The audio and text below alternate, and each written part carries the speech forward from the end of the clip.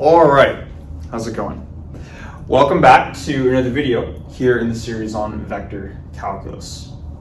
The last video was the first video in this final section here on tensors. And we started off this final section just trying to answer the question, well, what is a tensor? And we saw that it was this whole discussion to figure out what this thing was, but we eventually came to this conclusion right here. And before going on to the new video, I just wanted to summarize kind of the main points of the previous video to make sure that we know what to take away going forwards for the remainder of the video series. So we said that if we had, in the general case, a rank n tensor, and we were to call that rank n tensor T, then the components, and I'll come over here, the components of T could be denoted like this, where you have T and then n different subscript indices for a rank n tensor. And basically there are two main takeaways that we want to keep in mind. The first is how a tensor gets defined, and that kind of looks at this equation as a whole, where if this is the component of a tensor in an unprimed basis, in some basis, or coordinate system, then when we transform into a new basis, then maybe we call this the primed basis, then the transformation law that takes place is given by this expression here, where we have these R factors, which we mentioned could be represented as change of basis matrices. But there are these factors that tell us how to transform from the components of a tensor in one coordinate system into another, right? So the first big picture idea is that tensors inherently get defined in terms of how they transform between bases or coordinate systems. Okay, so hopefully that makes sense. Now the second main idea had to do more with the specifics of these R factors here. We can say, all right, sure, the tensor transforms according to this law right here, but what is this actually telling us, right? And we mentioned how these can be thought of, at least in the case of vectors and matrices. These R quantities can be thought of as change of basis and matrices. But the big picture idea, the thing that you're going to want to intuitively understand, is that when you transform a tensor from one coordinate system to another, it's possible that, well, one, your basis will definitely change. That's by definition what you're doing, right? It's possible that the components of your tensor are also going to change. In other words, T sub PQS is different than T prime Ij through K, right? So while the basis and the components might change, you're still describing the same underlying vector. You're still describing the same underlying quantity. And we gave the example of a vector, which is an example of a rank 1 tensor, kind of to illustrate that idea, right? Where we said that if we had a vector in space, we could represent this vector with a couple of little arrows. I forget, well, let's pretend this is the standard basis, the I hat, J hat basis. This is one way to represent this overall vector right here. And then another way was maybe through these two vectors right here. We could call this maybe I hat, we call this J hat, whereas this was V1, V2. And whether we were working in the I hat, J hat basis or the V1, V2 basis, this vector, which we called A right here, could be written in two different ways. We said that A was, looks like this is 3 I hat plus 2 J hat. So this is how we could describe the vector A in the I hat, J hat basis. We could also describe it as V1 plus V2, or we could write 1 times V1 plus 1 times V2, right? And the basic idea is that when transforming from this basis, the I hat, J hat basis, into this new V1, V2 basis right here, it needs to transform, and these components specifically needed to transform in such a way that when you change your basis, you are still representing the same physical arrow, or the same physical quantity in space, I should say. I want to be careful there. It's not always an arrow, right? And we actually went through a couple of different examples for this. We started with the case of a one-dimensional, or a rank 1 tensor, which we represented as a vector. So maybe let me write rank 1 down here. We also went through an even simpler case, which is a rank 0 tensor. And that was just a scalar, where that could be any scalar function, scalar field, whatever you want to call it. We went through the example, I believe, of an object that had some mass, right? But this could be the mass of something, the density of something, the charge, the temperature of something. And the basic idea is that was the same between the rank 0 case and the rank 1 case, is that regardless of what basis we worked in, the value of the particle's mass is going to remain the same whether I'm here or I'm over here or I'm all the way up here or down here. It doesn't matter what basis or what coordinate transformation I make, the particle's mass is just the particle's mass. So it has this property of sameness when you change your coordinates. And same thing here, we were describing the same arrow in space even when we changed our basis. We could go to higher order tensor, or higher rank tensors, like a rank 2 tensor. And we mentioned that a rank 2 tensor could be represented by a matrix. And it starts to get a little bit confusing, or a little bit less clear visually what we're referring to when we're saying that this object, let's just call it Tij, that's a rank 2 tensor, and it's represented by a matrix. It's a little bit less obvious what this is physically corresponding to, but we don't need to necessarily have this visual intuition for what this is, or any higher order tensor, in this case a rank n tensor, right? As long as we have the idea that whatever this object is, that when we transform it, we're going to be talking about the same fundamental object, but just in a different basis. Okay. So that was kind of the other big picture idea that we wanted to get across with tensors. Now, when we were learning about, back in linear algebra class, when we were learning about vectors and matrices, we got introduced these ideas called the change of basis matrices, right? And they were introduced by just saying, well, we can take a quantity, whether it's a vector or a matrix, change its basis, but change it in such a way that we're still talking about the same quantity. And in linear algebra, that seemed like a reasonable thing to do. And that's why we didn't need any more motivation back in linear algebra class. That's just what a change of basis matrix did. But it turns out that what we saw in the last video is that there's more motivation to it. The idea of introducing change of basis matrices in the way that we did in linear algebra was also to ensure that a vector could be an example of a rank 1 tensor, and that a matrix could be an example of a rank 2 tensor. It was ingraining that tensor-like property into these types of objects. Okay. So that's more or less what we did in the last video. I want to get on to new stuff though, of course, which is to say that in the last video, all we really did was to look at how this tensor transformed, but tensors can also interact with other tensors. And looking at how tensors interact is important when you ultimately want to build tensor equations that are composed of nothing but tensors. And then if you have tensor equations, that helps you write out equations which describe the same underlying phenomenon regardless of what coordinate system you're working in. So we're going to split this video up into two main parts. The first is going to be looking at some ways that tensors can interact with each other, or just how they can interact in general. That'll be the first idea. And then the second is to look at a couple of important invariant tensors. They're examples that we've already seen, but to kind of highlight under what transformations are they invariant, and to kind of just reintroduce these already familiar objects now as tensors. Okay.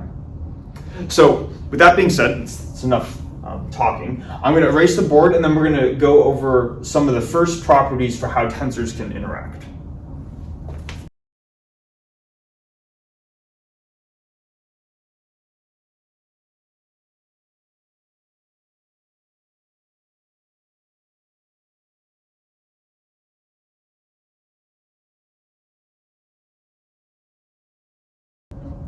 Okay, so we've written out a couple of just basic properties that general tensors follow. And I wanted to highlight these properties first because when we were first talking about vectors, and we talked about how they were elements of a vector space, and they were defined based off of how they interacted, we came up with two primary interactions, which was vector addition and scalar multiplication. Well, since vectors are just an example of a rank 1 tensor, then it should make sense that if vectors satisfy that property, it might also be true that tensors satisfy that property as well. And it turns out there's a corresponding notion for, rather than vector addition, it's called tensor addition and still scalar multiplication. Starting with tensor addition, if you have two tensors, t and s, and they have the same rank, then they can be added together through this rule right here.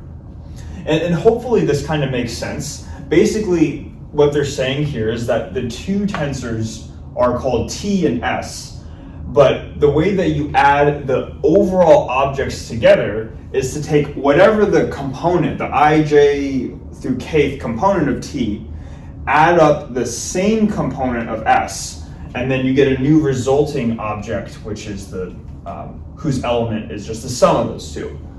This is just kind of a long-winded way of saying add up element-wise. So in the case where we have two rank 1 tensors, these are rank n tensors, but in the case where we have rank 1 tensors, we'd have just ti plus si equals t plus s sub I, like this, right? And what that would correspond to is if we had two vectors, which I can represent with these columns right here, maybe the first one's A, the second one's B, then A1, A2 plus B1, B2 is equal to, and then you just add them up component-wise. When I is equal to 1, we would have A1 plus B1, like this. And then same thing when I is equal to 2, we'd have A2 plus B2, like this. So that's all they're saying, is that these elements are going to add up component-wise. Okay? So that's the case for one-dimensional, or rank 1 tensors, I should say, vectors. Same thing applies with matrices, right? If you were to add two matrices together, they're elements, or they're just going to add together element-wise. And then this just generalizes to tensors with n indices. Now, a couple things before we go on to the second definition here with scalar multiplication. First is that when we're adding these two tensors together, note that they have to have the same rank. Specifically, if t is a rank n tensor, s also needs to be a rank n tensor. We can't add together two tensors of differing ranks. And we've actually already seen an example of this. We may have just not recognized this, but in linear algebra, when we first got introduced the notion of eigenvalues and eigenvectors, this was the equation that we were provided, right? Where you had some matrix A times an eigenvector equals the eigenvalue times the eigenvector. And one of the first things that we did was we subtracted lambda v over to the other side, so we were to get AV minus lambda v equals the 0 vector. And both of these terms here were vectors, but if we wanted to factor out v from this, we couldn't just write a minus lambda times v equals the 0 vector, right? And the reason was because A was a matrix, which is an instance of a rank 2 tensor. Lambda was just a scalar, which is a rank 0 tensor. So we were attempting to add or subtract, same thing. But we were attempting to subtract tensors of two different ranks. The way that we modified this was, let's take this scalar lambda and multiply it by the identity matrix, I. And that's kind of why we did that, right? So then you had a rank 2 tensor minus a rank 2 tensor, and then everything kind of worked out at that point. So that's kind of the first thing. Just make sure that whenever we're adding or subtracting two tensors, that they have the same rank. The second thing that I want to do is to say that, all right, sure, this is the rule for how tensors add or subtract. For this resulting object right here on the right-hand side, we can ask the question, is this resulting object a tensor? And at first we might be like, yeah, I mean, of course it is, right? And it's not a trick question, you'd be right in thinking that. But I still want to go through the process of showing how we can confirm that this thing is a tensor. Because going through the process of confirming that something is a tensor is in itself a useful skill.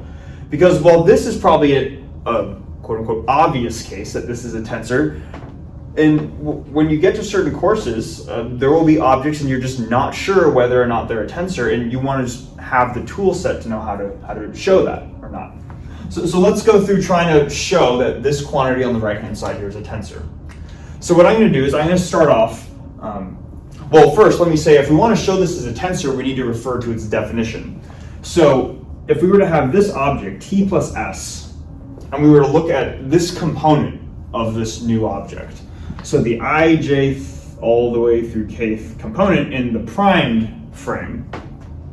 And now that I'm thinking about this, hopefully, can we just do this? I would like to just do this with two indices. You could do this with n indices, and hopefully you'll see how it generalizes, but just to keep things compact, to make sure I have enough room on the whiteboard, I want to work with just two indices. So let's say we have a two index object, and it's in the prime frame. We'd ideally like to show that it's a product of those two R factors times this same quantity in an unprimed frame, right? So let's see how we'd go about doing this. So t plus s in the prime frame, according to what was provided, this was the original equation that was provided. So if this is true, this top equation, if this is true in any frame, then in the prime frame, this also has to be true. So if we have t plus s prime and the t plus s ij in the prime frame, that needs to equal tij in the prime frame plus s ij in the prime frame. Right.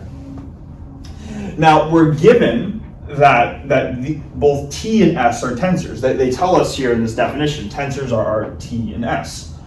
So what we could do is we could say, all right, because we know that these are both instances of rank 2 tensors, in the general case, rank n tensors, we know that these both transform according to the rules of how tensors transform, right? So we could rewrite t as RIP, RJQ, TPQ, like this, because it's a rank 2 tensor, plus the same thing with s, right? So we have RIP, RJQ, and then I'll underwrite t again, but this is s, right? SPQ, like this. So now we have a sum of two different terms here. Notice that both of these terms contain the two same R factors. They both contain RIP and RJQ. So we can factor those out of the equation. Again, we can do this because this is the component version of the equation. So each of these quantities here, even if the R factors represent matrices, their components are scalars, and that's why we can do all this interchanging business.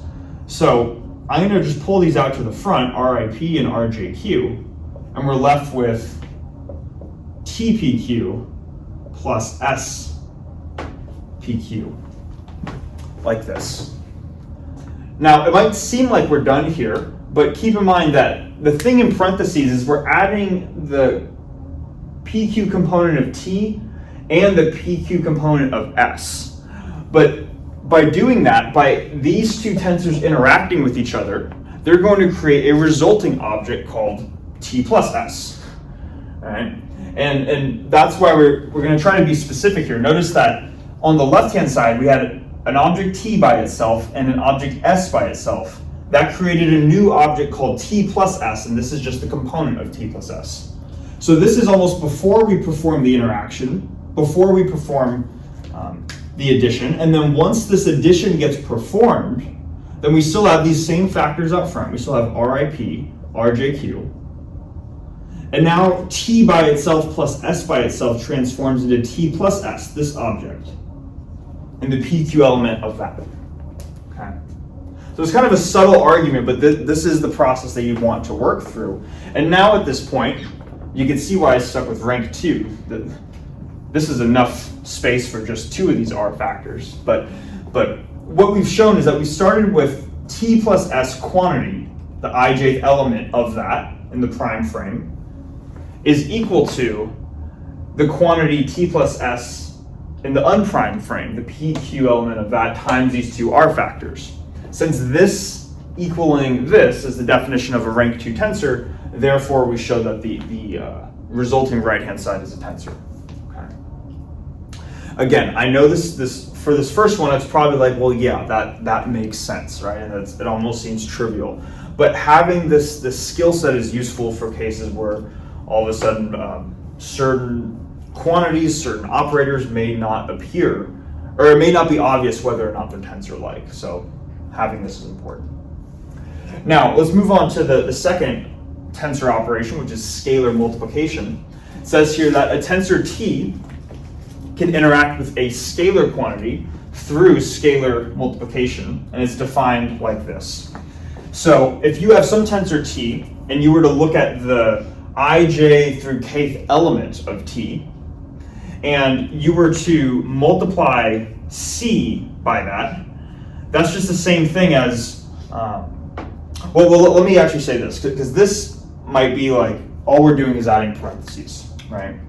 But what this is saying is that if you have a tensor T, and you can imagine this in your head to be a vector, a matrix, or even a higher order object, and you were to multiply C by it, what this is saying is that C multiplies every component of this tensor, whether it's rank 1, rank 2, rank 10, rank whatever. So this is saying that C multiplying any component is going to result in this new object, where the new object has indices I, j, all the way through k, and its elements are given by the product, the scalar, times whatever the original element was. This is a fancy way of just saying that, kind of like with scalar multiplication of vectors, scalar multiplication happens component-wise. So if rather than writing t, I just have some vector 1, 2, like this, and I multiply c by it, that's going to result in c multiplying to each element component-wise, so c times 2c, like this. I'll leave it as an exercise for you to show that this right-hand side here is a tensor if you're interested in doing it, but I do think it's good practice to show that if this left-hand quantity, t is a tensor, c is a scalar, then the right-hand side also needs to be a tensor. The logic is somewhat similar to what we have right here. Okay. So hopefully that makes sense. Now, these were 2 operations that were similar to vectors, because vectors could also add with each other and interact with scalars through scalar multiplication. But one thing that we mentioned we could not do when first learning about vectors, at least in the general case, is that we could not multiply vectors. It turns out, though, that unlike that specific instance, tensors have a notion of multiplication, and it involves something called a tensor product. So we're going to go through that property next.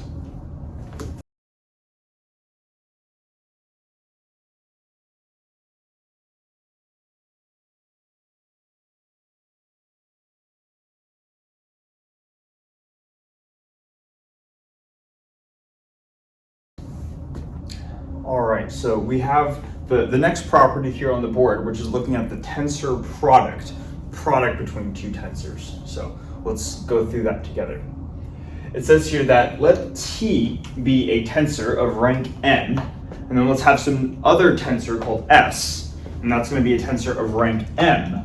Then the tensor product between T and S, and the symbol that people typically use for a tensor product is a circle with an x through the circle, and it looks like this. So we would say t times s, where this indicates a tensor product, is when you perform this tensor product, you're going to get a new tensor, and its rank is n plus m, and it's going to be given by this expression right here.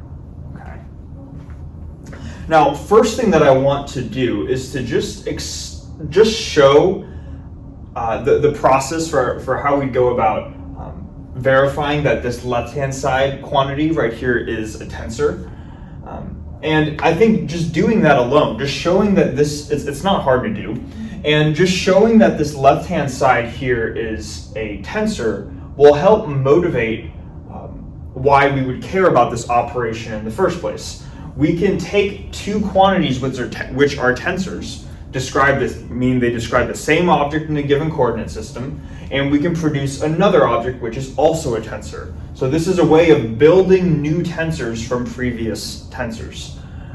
Whenever you can introduce a new type of tensor quantity, that's almost just like another tool in your toolkit, another object that will always be represented the same under a change of coordinates.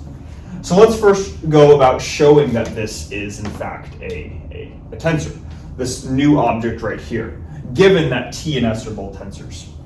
So to do this, we would start with this object here. So we'd have t in a tensor product with s, and it's going to have all of these indices. So we first have the x indices, and there are n of them, and the x indices are they're labeled x1, x2 through xn, just to label the n different indices of t, which is a rank n tensor. So if there are n unique indices, let's just label them. Before we said I, j, and k, but we'll call the indices of t the x's, and then the indices of s to be the y's. So we have the indices of t and then the y's, which are the indices of s, ym. This is in the primed frame. We want to show its relation to the unprimed frame now, right? So what we could first do is we can say, all right, t in a tensor product with s in the prime frame is equal to the right-hand side in the prime frame. So this is t x1, x2 through xn prime times s prime, not x. It would be y1, y2 through ym in the prime frame. Then at this point, what we can do is we can say, all right, because both t and s are tensors, we know that they we know that they transform according to the standard rules of transformation of tensors. So t transforms as follows, and I'm going to need a different type of index. Maybe what I'll do is I'll say that this r quantity, I'll call it, I'll call it x1, maybe alpha 1, and then r x2 alpha 2. This is like the same thing as IP, JQ, all the way through KS, right? And then this is all the way. But now I'm just using Greek letters just to make sure that we're clearly distinguishing them from the Latin letters. So, but it doesn't matter what we call them, right? They're just indices at the end of the day. All the way through xn alpha n. This many factors multiplied by t alpha 1, alpha 2 through alpha n. Right, so this is what t prime is given by, because we know t is a tensor, and then the same thing but for s. So then now we'll have r, let's see, we're gonna have y1, maybe I'll call these betas. So beta 1, r, y2, beta 2, dot, dot, dot, all the way through r, ym, beta m, and then times s, beta 1, beta 2, through beta m. Okay, I'm clearly running out of room here. All right, I apologize. I bet that looks a little bit condensed there towards the end, but hopefully you get the idea, right? Then again, what you can do is just the same logic, and I don't even think I'm going to write it out, but because these are all just components of a change of basis matrix, or these are all scalar quantities right here, then what we can do is we can interchange scalar quantities. We can put all the r values out front and the t and the s out to the very end. And once we put t and s to the rightmost side of all of this, actually, let's maybe just to be absolutely thorough, we're going to have these guys. We're going to have r x1, alpha 1, r. You know what? Let me just write this out. I'll fast forward through it, and then we'll continue from there.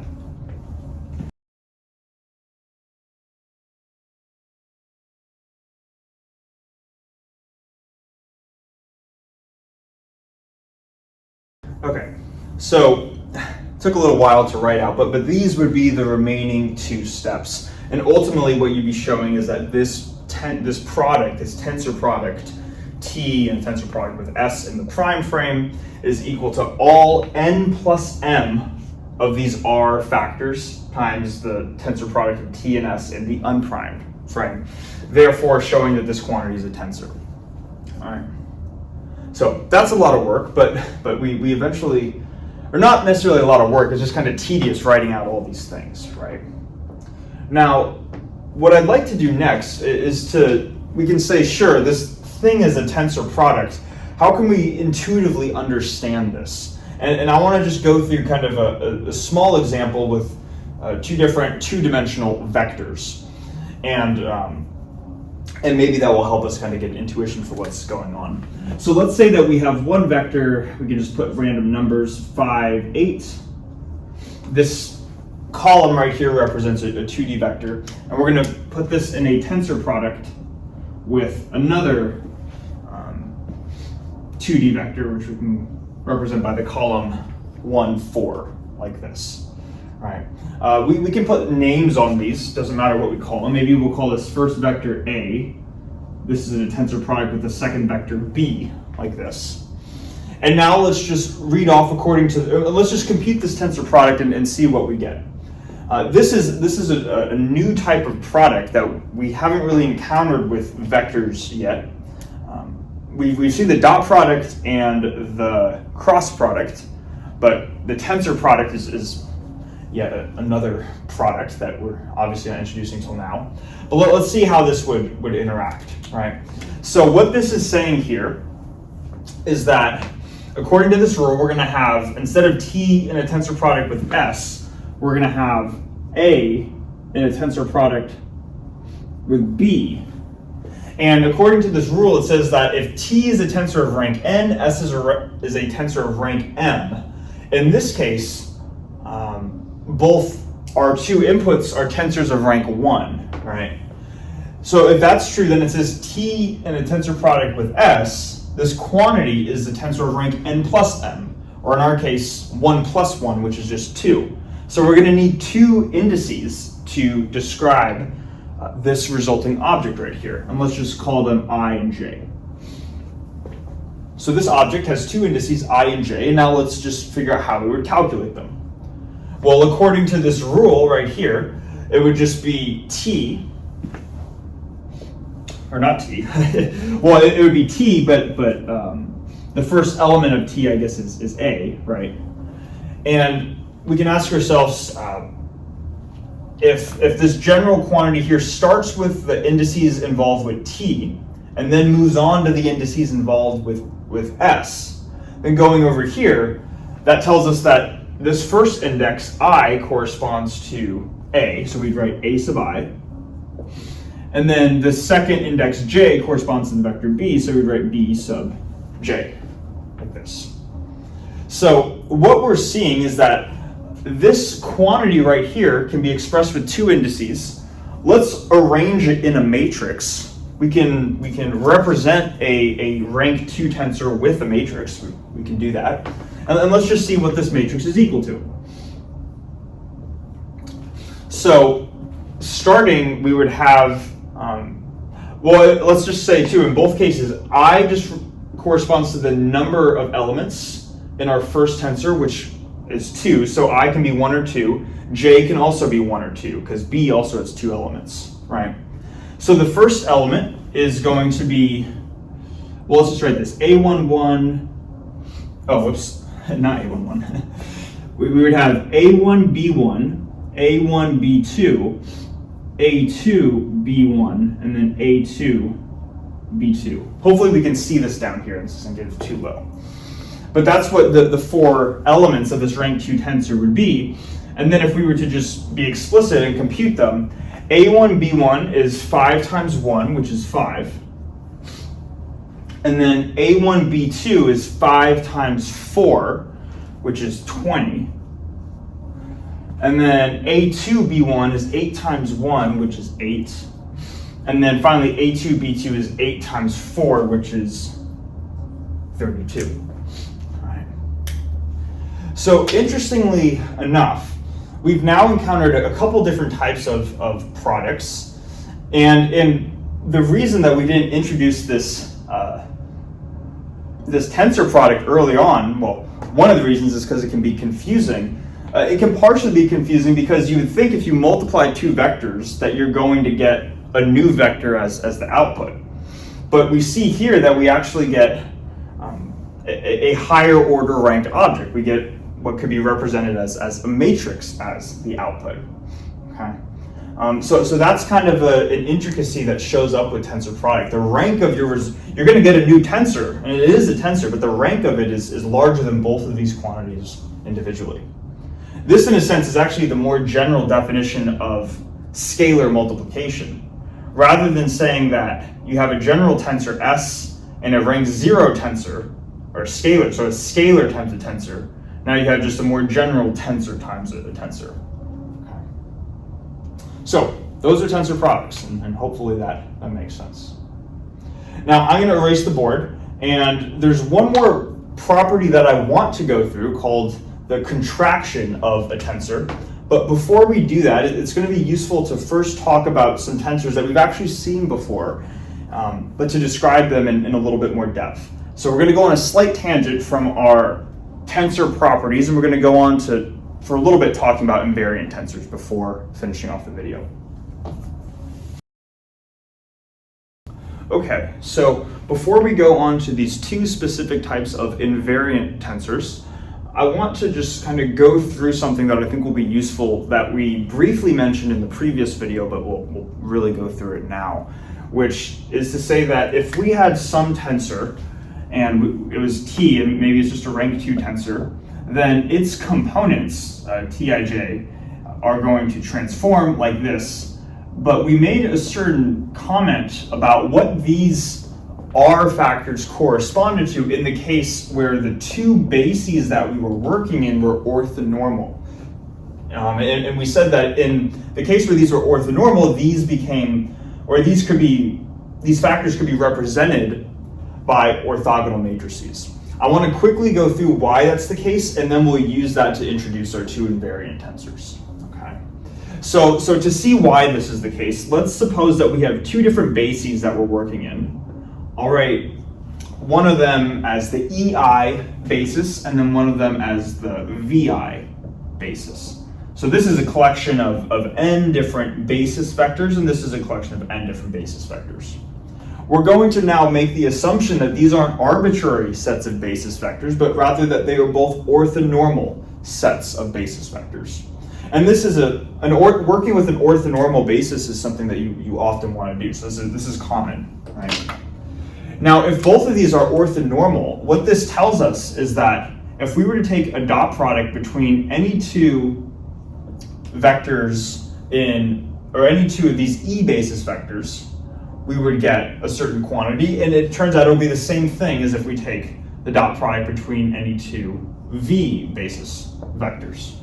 It's going to equal the Kronecker delta symbol, delta Ij, where, in case we forget, delta Ij is going to be 1 when I is equal to j and 0 when I is not equal to j.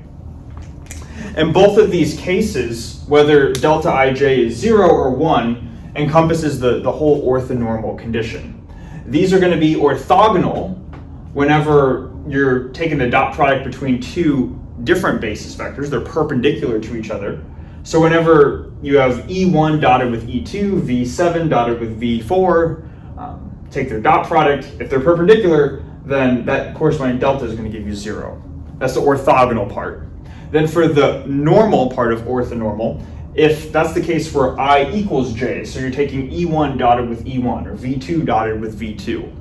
If they are both normalized, so they have a length of 1, then that resulting dot product will be 1. So this condition right here is just a condition on both basis sets to say that it's an orthonormal basis. Okay. Now, what we can do is to understand how if we start, we want to say that if we start with this property right here, we have two sets of orthonormal bases, that these R factors can then be represented by orthogonal matrices, right? So to see why that's the case, what we can do is we can use the transformation of tensors, but specifically to these vectors right here, these bases right here. And here's what I mean. Let's say that we have one of the vectors in this basis right here, and we call it v sub I. That can be represented, any vector can be represented in terms of any set of basis vectors. So any v vector can be expressed in terms of the e's, and any e's could also be expressed in terms of the v's. We're going to take the case where v is expressed in terms of the e basis vector, like this. So we have vi is rip times e sub p, like this. And then what we could do after the fact is we could take a dot product with vi and vj, like this. And this would result in this being the relationship for this vi vector, and this would be a dot product with, it's going to be rjq eq, like this. And then what we can do here, this is actually a dot product, right? So the dot product is going to act on the two vector quantities. These are just components of these R factors. They're just scalars that can be brought out to the front. So this is really RIP times RJQ times the dot product between EP dot EQ, like this. And according to the fact that E is an orthonormal basis set, then we still have these R factors out front, RIP, RJQ, but then this dot product can be reduced to delta PQ, like this. So we have this delta PQ, and then we should remind ourselves how delta PQ acts on this quantity right here. Basically, you can remove delta PQ as long as you set all the P's equal to Q's or all the Q's equal to P's. It doesn't matter which one we do, but let's just set all the Q's equal to P's. So we have RIP, RJP, like this. Okay, RIP, RJP. Now, in terms of matrix multiplication, these are rank 2 objects right here. They can be represented by matrices. But if we wanted to perform the matrix product between this matrix and this matrix right here, we would need the inner dimensions to match. So we would, if the second index is p here, we need the first index to be p right here. Another way of writing this is RIP, RPJ, not uppercase, but PJ. And if we interchange the rows and columns, that's called transposing the matrix, right? So that's what we're performing right here. So this is really what we have kind of in matrix notation. I guess if we're really going to write this out in matrix notation, this is R times, now this is R the matrix times its transpose. We're no longer working with elements of R, but this is the matrix R times the transpose of its matrix, right? So this is what we get. We have a bunch of equality signs. All of this is vi.vj, right? Now vi.vj, that itself equals something because we know that it's an orthonormal basis set. So vi.vj is delta ij. So this whole thing right here is equal to delta ij in component form, and delta ij as a matrix is the identity matrix. Okay. It's 1 along the main diagonal when I is equal to j, and 0 everywhere else. So these two are equivalent. And what we end up seeing is that when the E basis set is orthonormal and the V basis set is also orthonormal, our change of basis matrices, these R matrices right here, satisfy this specific condition, where the matrix times its transpose equals the identity. Another way of describing this is that the transpose of this matrix is equal to its inverse. These are both conditions for an orthogonal matrix. Okay. Now, if we understand this, let me just state one more thing. These are conditions for an orthogonal matrix, and orthogonal matrices, which I'll denote as R, are elements of the orthogonal group, which we mentioned in the last video. O of n is the group of orthogonal n by n matrices. So that's why, in the case where both bases are orthonormal, we can think of these as orthogonal matrices. And orthogonal matrices physically correspond to either rotations or reflections. It's the type of transformations they are. So assuming that this makes sense, we're going to use this now to talk about invariant tensors, because the two tensors we're going to talk about are going to be invariant. One is invariant under the orthogonal group, one is under a special subset of it.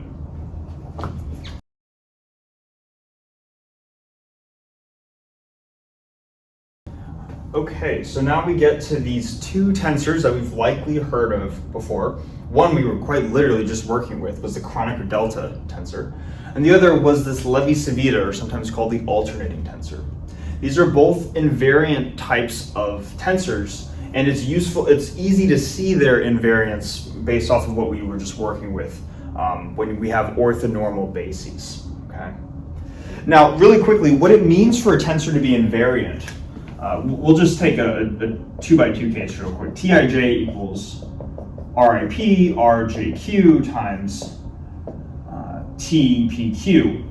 If this tensor T is invariant, what that means, well, normally we could say that when you go from one coordinate system to another, the components might change while the underlying physical object remains the same.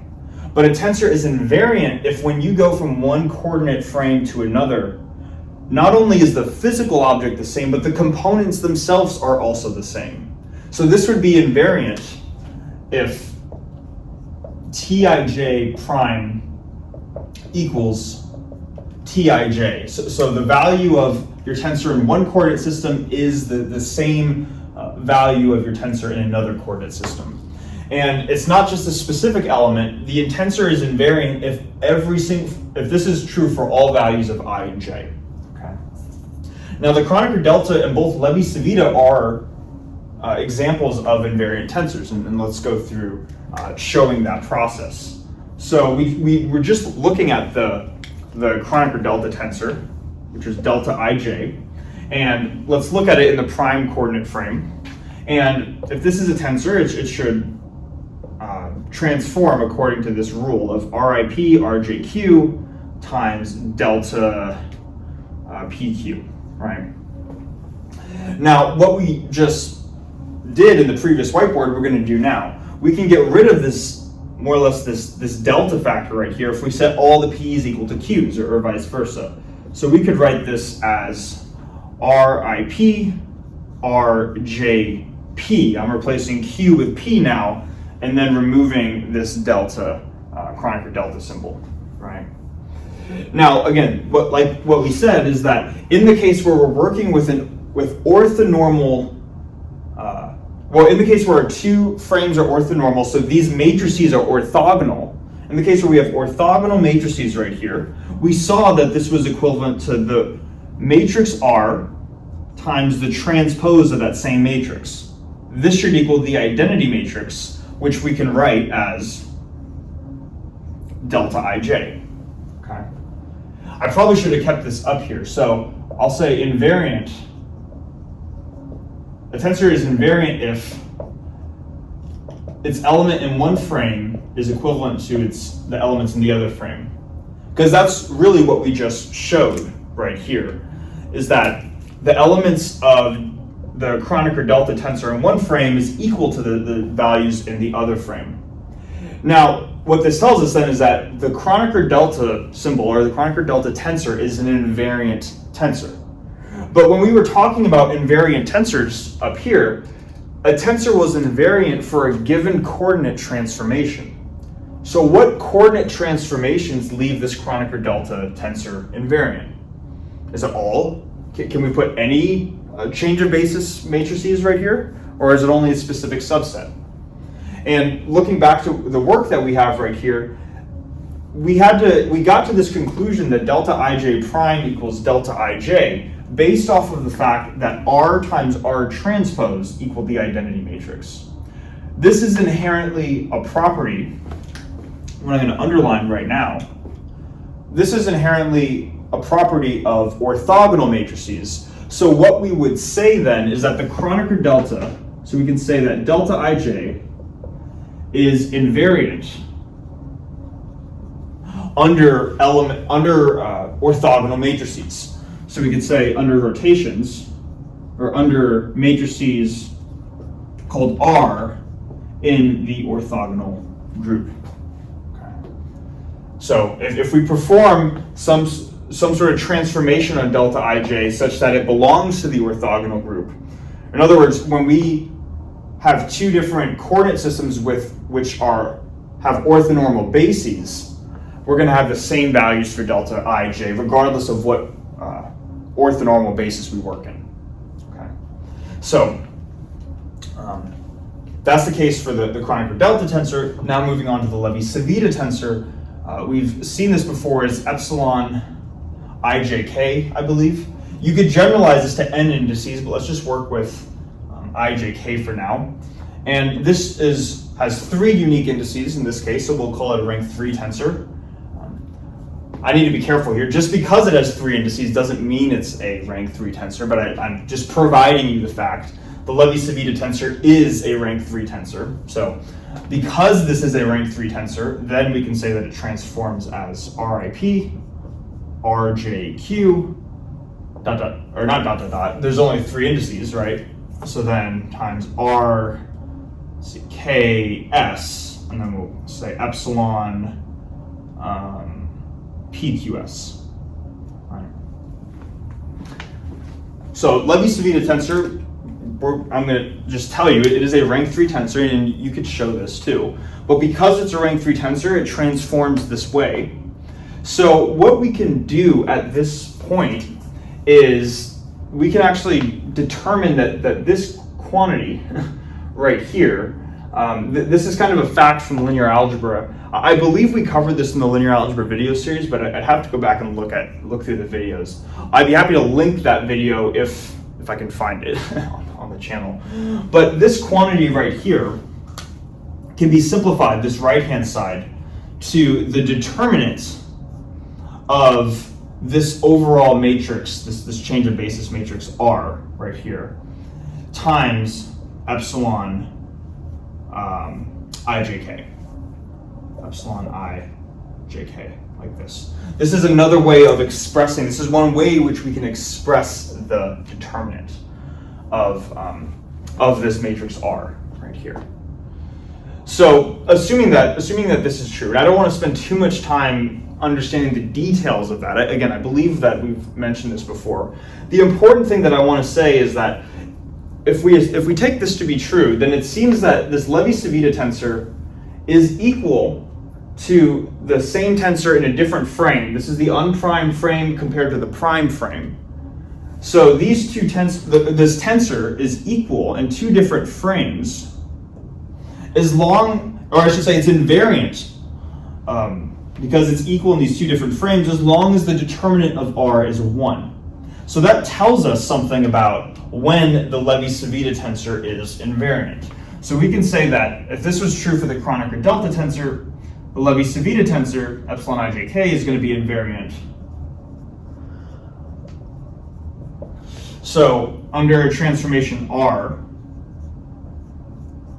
but R in this case is not going to be an element of the orthogonal group, because again, the orthogonal group corresponds to both rotations and reflections. And if we remember, rotations, just rotations of space, have a determinant of 1, but reflections have a determinant of -1. So half of the matrices within the orthogonal group have a positive determinant, half of them have a negative determinant. And we only want to look at the matrices R which have a positive determinant. That is the case where the Levi-Civita tensor is invariant. So the subset of matrices within the orthogonal group that have a positive determinant are the ones that have just a determinant of +1. That's called the special orthogonal group. I realize we're kind of pulling from our knowledge of group theory here for a little bit, but yeah, this tensor would be invariant under SO n as opposed to O of n. Okay, so this is the idea for what it means for a tensor to be invariant. These are the two common ones that we're going to see often in terms of invariant tensors. Now what we're going to do is we're going to use I believe specifically the Kronecker delta tensor now to show one final property of tensors, which is called the tensor contraction, and we'll call it at this point.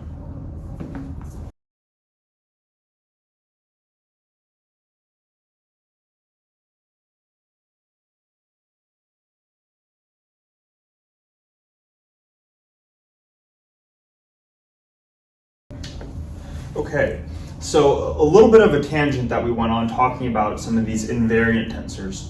But now that we've introduced these invariant tensors, specifically the Kronecker delta tensor as an invariant rank 2 tensor, we can kind of just finish what we were originally talking about, which was algebraic operations that we can perform on tensors. The last one that we're going to look at least in this video, because I feel like this is going on long enough, is the notion of tensor contraction. So let's go through it together. It says here that given a tensor T that has a rank n with these types of components, so T sub I, J, P all the way through Q, and again, given the fact that it is a rank n tensor, that just tells us that there are n of these unique indices right here. It says that we can contract on the indices I and J, so in this case there would be these first two indices right here, to obtain a new tensor of rank n-2 followed by this rule. So let's see what this means to contract.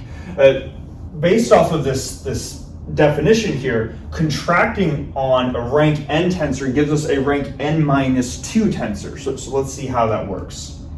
So what they're saying here within this equation is that this quantity S right here is the result of performing the contraction.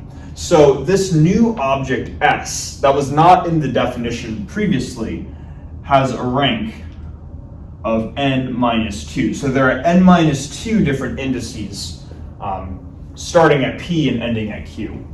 And hopefully that makes sense, right? Because if T has n different indices, it has 1 plus 2 plus P through Q, which is n-2, right? And 2 plus n-2 gives you the total n. So S has n-2 indices, and so this is the result or the output of the tensor contraction.